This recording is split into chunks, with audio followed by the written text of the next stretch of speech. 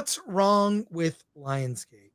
Yeah. All right. Let me pull it up. If you would share screen on the research, I was surprised at what you dug up. Yeah. This is concerning, but I would say I wouldn't worry about Lionsgate too much. But if you would bring up that Right. research, here we go. There we go. Got it. Here it is. So these are the 2024. Let me boost this up. 24 Lionsgate movies, starting back in March, starting with Arthur the King, 25 million. Boy Kills World, 2.6 million. The Ministry of Ungentlemanly Warfare. These are what? Box office. Box office, sorry. 20.5 million. Unsung Heroes, 21.3 million. Borderlands, 15.5 million. The Crow, 9.3 million. Never Let Go, 8.3 million. The Killer's Game, 5.3 million, and it's on streaming as we speak. And then Megalopolis, 4 million. Okay, well, let's talk about this a second. Some of these, like Ministry, Borderlands, and The Crow, had bigger budgets. Megalopolis is a service deal, right? And those movies, the ones I just mentioned, cost a lot. These are smaller movies. The other films, the rest of them, Arthur the King, Boy Kills World, Unsung Heroes, Never Let Go, Killer's Game, are small films. Mm-hmm. I can tell you the most. I'm sorry to interrupt you, but the most profitable one here is Unsung Hero, which is the Christian movie. It's the faith-based movie, and I'm pretty sure it costs under $10 million. But these other films are mid or low level movies, and they have underperformed. Yeah. I mean, I worry about Lionsgate.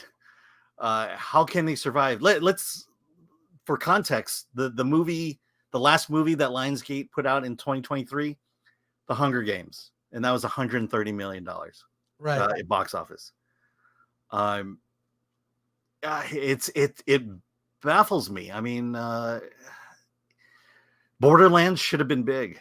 The Crow should have been big, but it was misguided. Ministry of Ungentlemanly Warfare, that movie should have done well, but it just didn't. It didn't excite people. It didn't attract a big enough audience. Yeah. Scroll down. You have more data. Yeah. It's just what's coming up. So Whitebird, the best Christmas pageant ever. That's their other faith-based movie. Small things like these, Ballerina, which is the John Wick sequel or a spinoff, and then Saw 11. Only Ballerina and Saw 11 will do well. Those others are going to be mid to fail. Yeah, well, I will tell you the best Christmas pageant ever. It's their faith division. It probably costs less than $10 million to make, and it'll probably get a big audience. I saw the trailer for it. It's a small movie. It's like a Hallmark movie. Well, here's the thing. It's written by Dallas Jenkins, who wrote the Chosen series. Also wrote the Resurrection of Gavin Stone. He's got a good track record when it comes to faith movies and coming in under a modest budget. And so if this does like Unsung Hero for 20 million, it will make 10 million. It'll make a profit, but not to the degree that it needs to even cover, the losses from the rest of the movies. Yeah. Well, I think the conclusion here, which is unfortunate, is smaller films are also underperforming.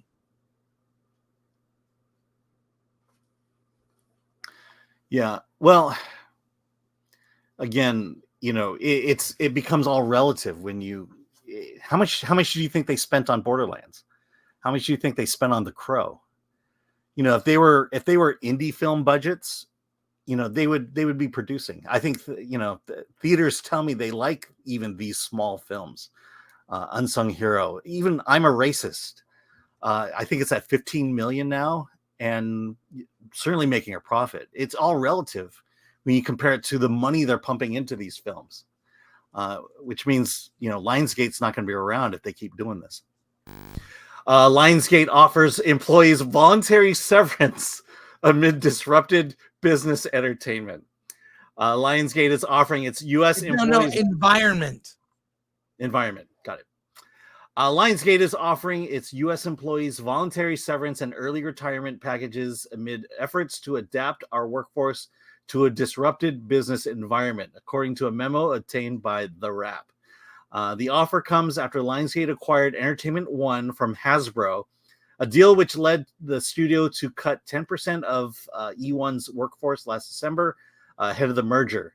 Lionsgate has also reportedly debuted its studio division as its own standalone entity, separate from Starz.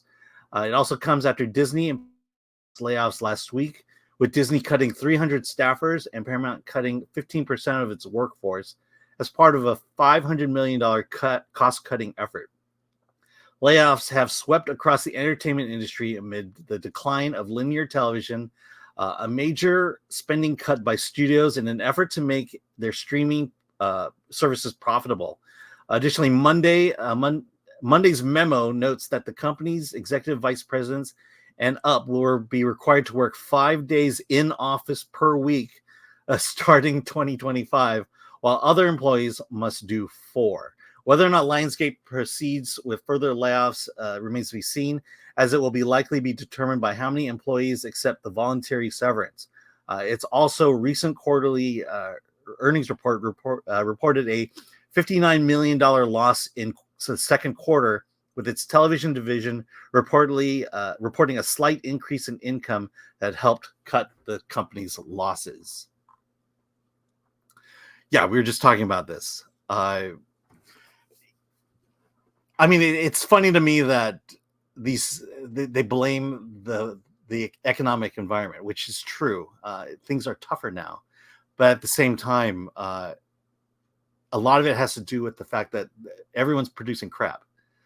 Disney is producing crap. Paramount is producing crap. Lionsgate has been producing crap, and I still have to believe that there's still a market out for movies. People want to see movies. People want to get away from their humdrum lives, from the depression that we're all going through about prices of gas, and want to escape to the movies.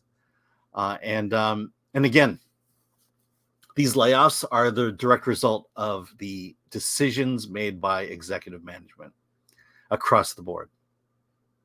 And yet they keep their jobs. Well, this is another example of the industry contracting. Mm-hmm.